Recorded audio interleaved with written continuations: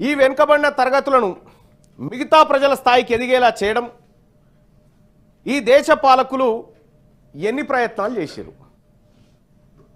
ఇప్పుడు రిజర్వేషన్లు అనేటువంటి అంశం కానీ హక్కులు అనేటువంటి అంశం కానీ అన్నీ ఆ పదార్థం నుంచి వచ్చినాయి అధ్యక్ష, ఆ సమస్య నుంచి ఉద్భవించినాయి.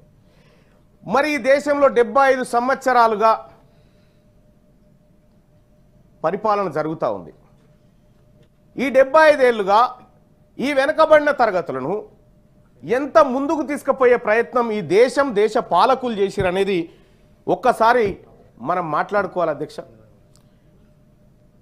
ఇండస్ట్రీలను అభివృద్ధి చేయడం కోసం ప్రత్యేక మంత్రిత్వ శాఖ ఉంది. రహదారులు బాగు చేయడానికి రోడ్లు భవనాల శాఖ ఉంది అధ్యక్ష. పశువులను అభివృద్ధి చేయడం కోసం పశుసంవర్ధక శాఖ కూడా ఉంది. కానీ వెనకబడిన తరగతులను పైకి దేవడానికి 78 ఏళ్ల స్వతంత్ర భారతదేశంలో బీసీ మంత్రిత్వ శాఖ లేదు అధ్యక్ష.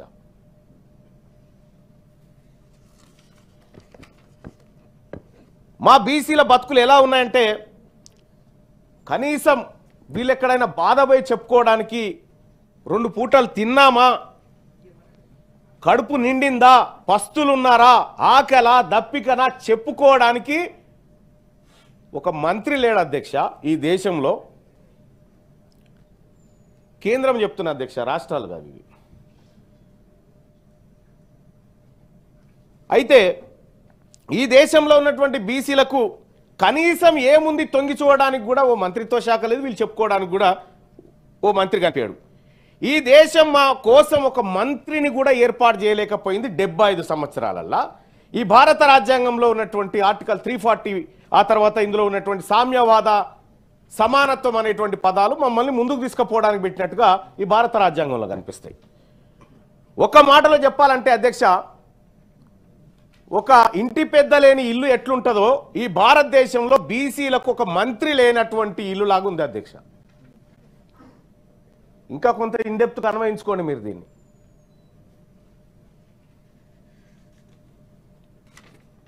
దేశంలో 60% ఉన్న బీసీల వద్ద ఓట్లు ఉన్నాయి కాబట్టి మీకు మరి మా ఇంటి పెద్ద ఏడంటే ఇప్పుడు లేడు కానీ తాత్కాలికంగా గాడికి పోవని మైనారిటీ శాఖ కింద నెట్టేసారు సార్. మైనారిటీ శాఖ మంత్రి ఇప్పుడు బీసీ సంక్షేమాన్ని చూస్తాడు. ఈ భారతదేశంలో మెజారిటీ ప్రజలైనటువంటి సంక్షేమాన్ని మైనారిటీ శాఖ మంత్రిత్వ శాఖ కిందకి తీసుకొచ్చారు సార్. అది ఎప్పుడు మళ్ళా అది తెచ్చింది 2006లో ఏమో తెచ్చారు, అప్పుడు అంతకంటే ముందు లేదుగా. ఈ దేశంలో ఓబీసీలకు ఎక్కడ న్యాయం జరుగుతుందో అని మైనారిటీ శాఖ మంత్రిని మెజారిటీ బీసీల మంత్రిగా చూపించారు అధ్యక్ష. న్యాయం జరగగల పొరపాటున మైనారిటీల సంక్షేమానికి ఒక మంత్రిత్వ శాఖ ఉన్నట్టే మెజారిటీ ఓబీసీలకు ఎందుకు లేదని నేను అడుగుతా ఉన్నా అధ్యక్ష. ఈ దేశంలో సుమారు 50 పైచీలకు మంత్రిత్వ శాఖలు ఉన్నాయి అధ్యక్ష. ఒక్క మంత్రిత్వ శాఖ మా కోసం పెట్టలేకపోయిన ప్రభుత్వాలు మమ్మల్ని పైకి తీసుకొచ్చే ఆలోచన చేస్తున్నాయని 78 ఏళ్ల సంధి చెప్తా ఉంటే ఆ మోసపు మాటలు ఇని ఇని ఇని ఇసుకొస్తా ఉంది అధ్యక్ష మాకు బీసీలకు. ఆర్థిక సమానత్వం గురించి దేశంలో ఉన్నటువంటి సంపద అందరూ ప్రజలకు సమానంగా పంచబడాలి, తద్వారా అందరూ ఈక్వల్గా కనిపించాలనేది మన సమానత్వం గురించి మాట్లాడుకున్నాం.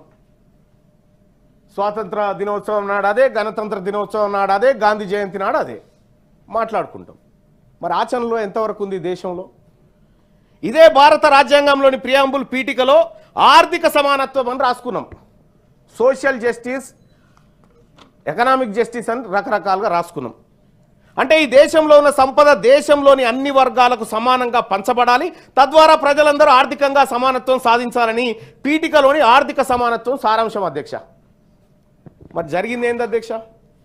ఈ దేశంలో ఉన్న 140 కోట్ల మంది ప్రజలకు దేశ సంపద సమానంగా పంపిణీ జరిగి అందరూ ఆర్థికంగా ఈక్వల్గా ఉండాలని పీఠిక చెప్తా ఉంటే ఒక నివేదికను పరిశీలిద్దాం అధ్యక్ష. 1-2 నివేదికలు పరిశీలిద్దాం. WID వరల్డ్ ఇన్ఈక్వాలిటీ డేటాబేస్ అధ్యక్ష. ఆ నివేదికతో పాటు అంటే దాన్ని ప్రపంచ అసమానతల డేటాబేస్ కూడా అని అంటారు అధ్యక్ష. ఈ డేటాబేస్ని ఆక్స్ఫాము, ఫోర్బ్స్, హురూన్ సంస్థలు తయారు చేసి ప్రకటిస్తాయి అధ్యక్ష. ఈ నివేదికలు పరిశీలిస్తే మన దేశంలో ఆర్థిక సమానత్వం పెరిగిందా లేకపోతే ఇంకా దిగజారిపోయిందా మనకు అర్థమవుతుంది అధ్యక్ష. గతంలో అంటే 1972 నుంచి 73 NSSO అంటే నేషనల్ శాంపిల్ సర్వే ఆర్గనైజేషన్ అనే సంస్థ, దానికి ఇంకో పేరు కూడా ఉంది, నేషనల్ స్టాటిస్టికల్ ఆర్గనైజేషన్ అనేటువంటి సంస్థ. ఇవన్నీ సర్వే సంస్థల అధ్యక్ష. ఈ దేశంలో ఉన్నటువంటి ఆర్థిక అసమానతలు, ప్రజల మధ్య ఉన్నటువంటి వ్యత్యాసాలను ఇవి క్షుణ్ణంగా పరిశీలించేటువంటి సంస్థలు. ఈ నివేదికలు ఒకసారి చూస్తే అధ్యక్ష, ఇవి ప్రతి 5 ఏళ్లకోసారి దేశవ్యాప్తంగా సర్వేలను బయటపెట్టాయి. కానీ 2011లో ఒక సర్వే ఆగిపోయింది. తర్వాత CMI centre for monitoring Indian economic మరియు consumer pyramid household survey అని నిర్వహించారు అధ్యక్ష. ఈ అన్ని సర్వే రిపోర్ట్లను పరిశీలిస్తే ఈ దేశంలో పేదవారి జాతకాలు, పెద్దవారి జాతకాలు మొత్తం బయటకు వస్తాయి అధ్యక్ష. ఈ సర్వేలో ఆర్థిక సమానత్వం అనేటువంటి అంశాలు ముఖ్యంగా 1990 తర్వాత నుండి 2024 వరకు ధనవంతుల సంపద భారీగా పెరిగినట్టుగా ఈ సర్వే నివేదికలు చెప్తా ఉన్నాయి అధ్యక్ష. ముఖ్యంగా 2022-23లో 1% ఉన్నటువంటి సంపన్న వర్గాల దగ్గర 40% సంపద పోగుపడ్డది అధ్యక్ష. ఈ దేశంలో 1% ఉన్నటువంటి సంపన్న వర్గాల దగ్గర 40% సంపద పోగుపడ్డది.